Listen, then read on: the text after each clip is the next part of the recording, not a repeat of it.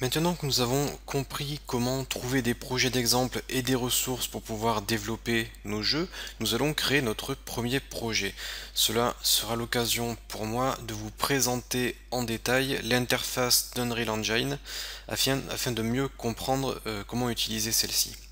Donc ce que je vous propose, c'est d'ouvrir Unreal, de vous rendre dans New Project afin de créer un nouveau projet. Et on va partir sur un projet blanc ici. On va se mettre en mode PC, en mode bonne qualité, et on va prendre le starter content juste histoire d'avoir quelques ressources.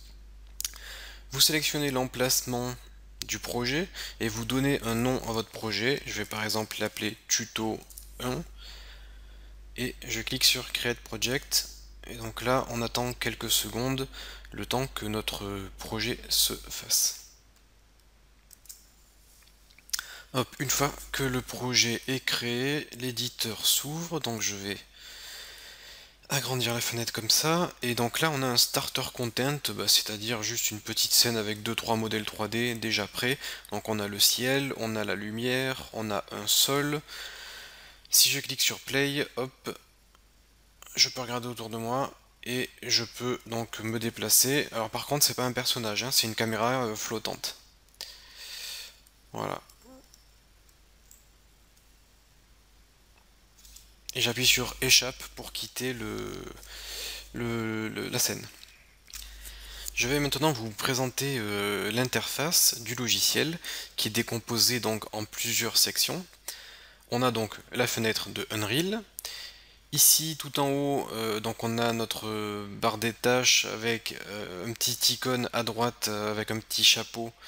C'est la section pour apprendre. Il suffit de cliquer sur ce petit chapeau pour avoir des tutos pour bien démarrer avec Unreal. Donc c'est des didacticiels créés par l'équipe d'Unreal et ça vous donne les bases. Donc vous voyez, c'est juste du texte, on clique sur suivant, suivant, suivant. Il vous explique un peu à quoi sert telle ou telle partie de l'écran.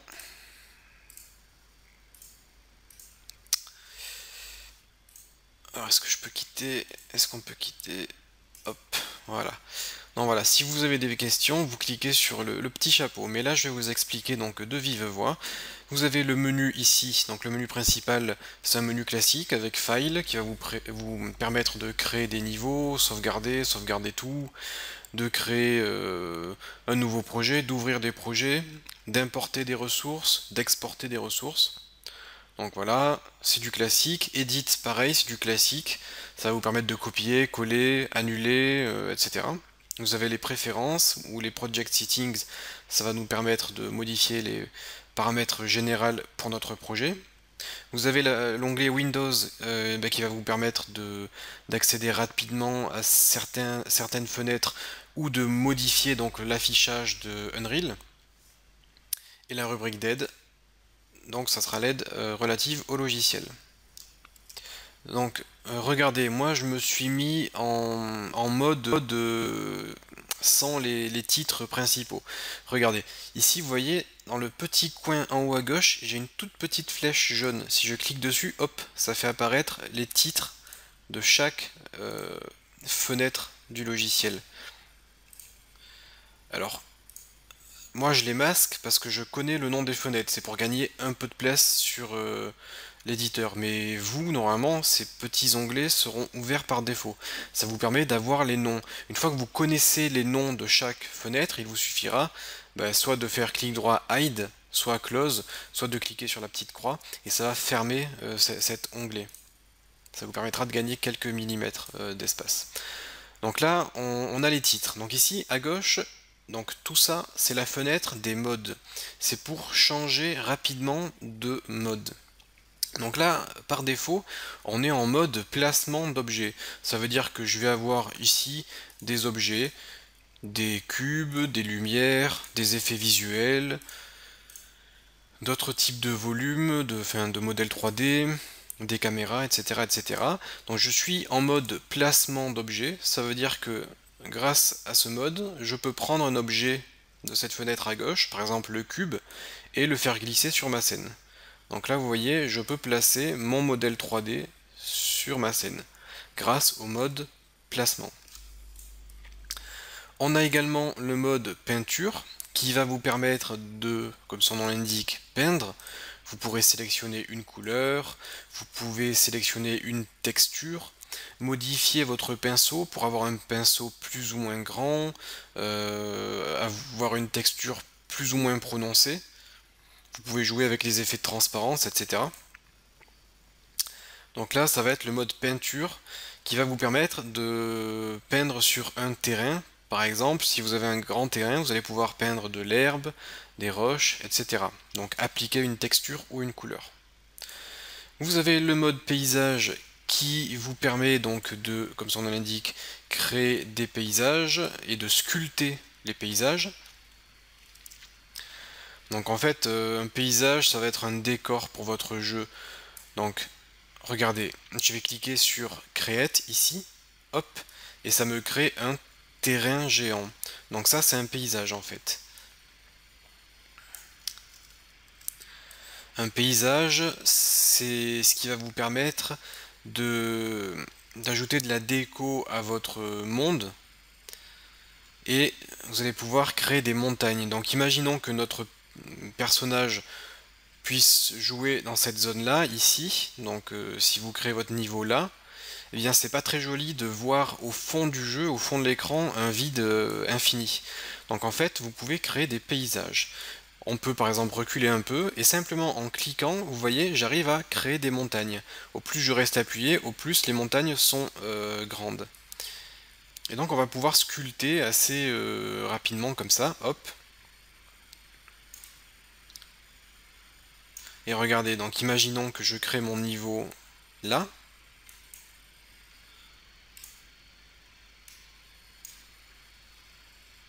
Donc là, je crée tous mes objets décoratifs, etc., etc. Donc tout se passe ici. Regardez, maintenant, je ne vois plus un vide intersidéral en arrière-plan, car j'ai des montagnes. Vous pouvez créer des montagnes grâce au mode sculpture. Voilà, vous pouvez créer des petites collines, etc., etc. Donc bien évidemment, vous pouvez sculpter avec précision en changeant de mode. Donc là, je suis avec l'outil de sculpture. Vous avez l'outil Smooth qui va vous permettre de lisser pour avoir des formes arrondies. Flat pour créer des zones un peu plus plates. Vous avez le mode rampe si vous voulez créer ce qu'on appelle des rampes en anglais. En français, c'est des tremplins. Un peu, si vous avez par exemple un jeu de snowboard avec une montagne et que vous voulez faire des petites zones où le personnage peut sauter, vous pouvez créer des rampes.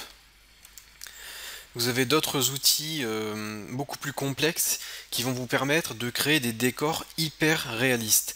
Donc vous avez des outils d'érosion. Donc en fait, l'érosion, dans la vraie vie, si vous avez une montagne, l'effet du soleil ou de la pluie ou du vent, ça va abîmer la roche. Et donc ces outils d'érosion vont vous permettre de créer des effets réalistes sur vos montagnes. Si par exemple vous avez, je sais pas, si vous faites un fleuve, enfin une petite cascade, ça va user la pierre et vous allez pouvoir creuser un petit peu votre pierre grâce aux outils d'érosion afin d'avoir un visuel réaliste. Vous pouvez créer des zones surélevées un peu plates grâce à l'outil Flat.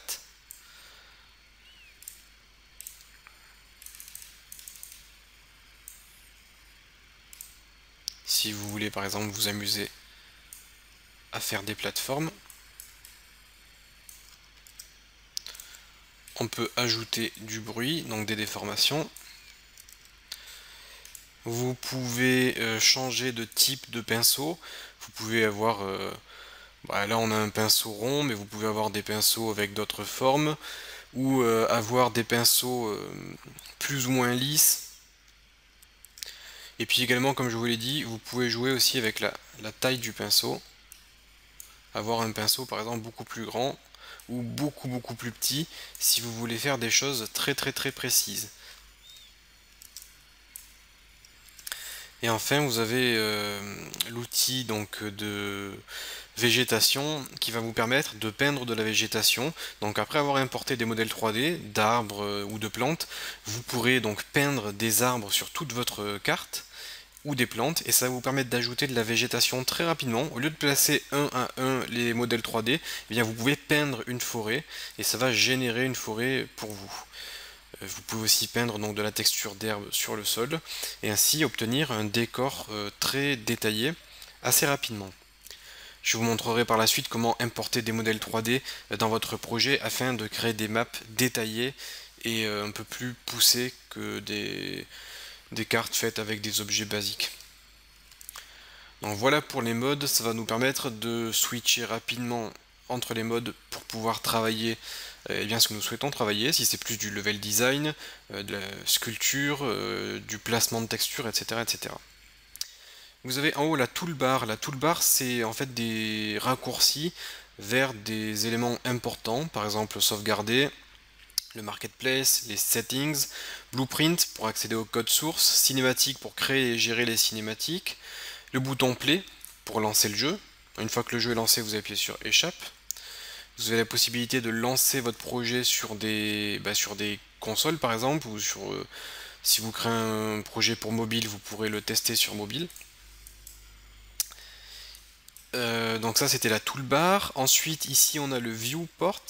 Le viewport, c'est la vue de votre projet. C'est ici que vous allez pouvoir donc travailler. Vous pouvez donc appuyer sur le bouton droit de la souris, clic droit, pour regarder autour de vous. Le bouton gauche de la souris vous permet de vous déplacer comme ça, d'avancer, de reculer, de tourner. Donc ça c'est en restant appuyé sur le bouton gauche. Si je reste appuyé sur le bouton du milieu, sur la molette, je peux me déplacer comme ceci. Je peux zoomer, dézoomer avec la molette. Si je clique sur un objet, par exemple la table est sélectionnée, et que je veux centrer ma caméra sur cette table, j'appuie sur la touche F. Et si j'appuie sur la touche Alt de mon clavier et bouton gauche, je peux tourner autour de cette table. Donc je reste appuyé sur le bouton Alt et je peux tourner autour de cette table. Si je veux tourner autour de ce cube, j'appuie sur F pour le regarder, ensuite Alt, et ensuite je peux tourner avec la souris. Donc voilà pour la navigation dans notre scène. On fait glisser un cube, hop, je peux zoomer, je peux tourner autour, et on peut placer le cube grâce aux flèches, enfin la sphère, pardon. Je peux la placer. Alors je vais prendre plutôt ceci, je vais prendre un modèle 3D ici. Donc vous voyez le cube, je peux le déplacer. Si je le bouge comme ça, donc vous voyez, je peux le déplacer sans faire bouger la caméra.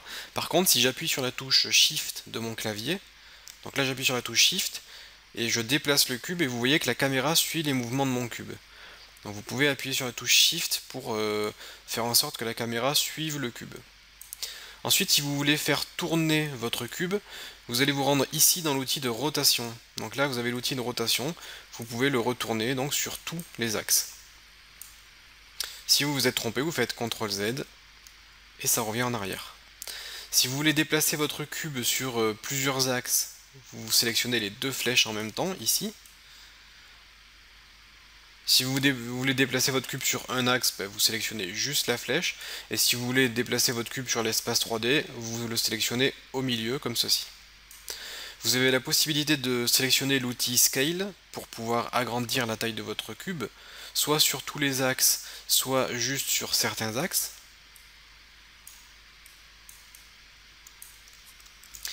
Et à droite ici vous avez des petites choses que l'on verra un peu plus tard, mais rapidement c'est les Snap Settings. C'est pour restreindre les mouvements du cube. Vous voyez que là je peux le déplacer en fait que de 10 unités.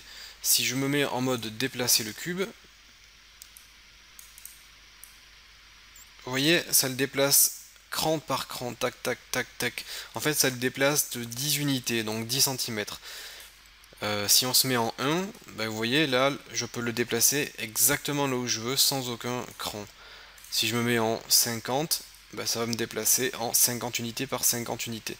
Ça peut vous permettre donc de positionner les éléments précisément selon la grille que vous avez en dessous. Pareil pour la rotation. Donc ici à droite on a la rotation, soit je peux le faire tourner de 10 degrés par 10 degrés, soit je peux mettre par exemple 90 degrés, et à ce moment là la rotation se fera 90 degrés par 90 degrés.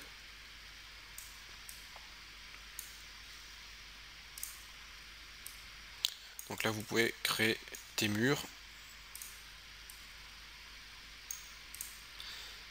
Donc là, je peux déplacer ce cube un peu vers la droite, comme ceci. On peut l'agrandir un petit peu.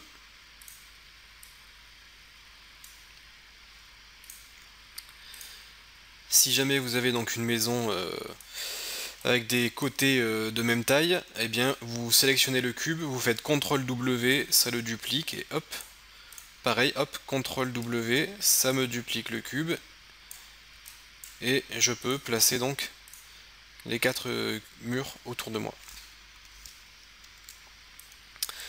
Ensuite, à notre droite, vous avez le World Outliner, qui est en fait la hiérarchie de votre projet. Il s'agit de tous les éléments que vous avez utilisés dans votre scène. Donc en fait, ici je vais retrouver tous les éléments que j'ai ajoutés à mon jeu. Si je clique, vous voyez, j'ai mon cube ici, je clique et ça me sélectionne mes cubes.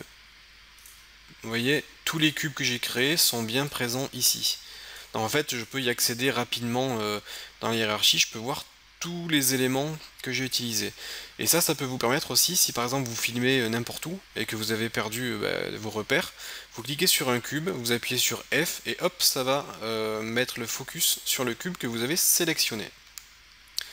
Vous avez la possibilité de lier les cubes en les faisant glisser les uns sur les autres et ainsi avoir une relation parent-enfant et faire en sorte que des objets soient liés. Du coup, si je déplace le parent, tous les enfants sont également déplacés. Et enfin, ensuite, on a la fenêtre de détail qui vous donne les détails sur l'objet sélectionné actuellement. Vous avez par exemple ce cube là que je sélectionne. Je peux voir sa position ici. Je peux même modifier la position du cube en changeant les valeurs manuellement si je veux les positionner avec précision. Vous avez la rotation, vous avez le mesh qui correspond au visuel 3D, vous avez le matériel, donc c'est la texture du mur en fait. Vous avez la physique, si je clique sur Simulate Physique, vous voyez que le cube tombe. Vous voyez, le cube tombe dans le vide. Regardez. Le cube est ici. Et là, hop, il tombe, car j'ai activé la physique. Vous avez les collisions, vous pouvez activer les collisions ou les désactiver. Vous avez tout un tas d'autres éléments, d'autres composants que je vous montrerai par la suite. Ici, vous pouvez ajouter des composants, mais tout ça, on le verra un peu plus tard. Je ne veux pas vous donner non plus trop d'informations immédiatement. Et pour terminer, on a le Content Browser qui est en fait tous les fichiers que vous avez importés dans votre projet. Et vous avez par exemple le Starter Content, c'est ce qu'on a importé, c'est les quelques modèles par défaut qu'on a importés. On peut retrouver par exemple, donc c'est classé, on a le son, le code, les textures, etc.